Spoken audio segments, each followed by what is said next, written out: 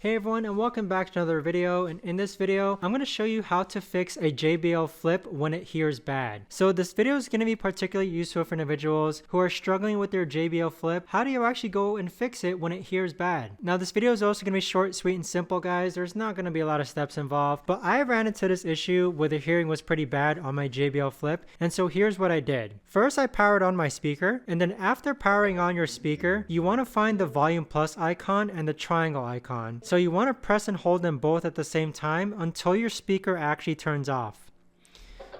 So once it's turned off, what you essentially did was that you did a full factory reset of your JBL Flip speaker. So what this will do is that it will resolve any minor issues or problems with your JBL Flip. Once you turn it on, check your sound and let me know in the comments if that worked. But thanks so much for watching, everyone. If you guys know of a better or easier way to fix your JBL Flip speaker when it hears bad, let me know in the comments down below. I would love to know. And I'll see you guys all in the next video.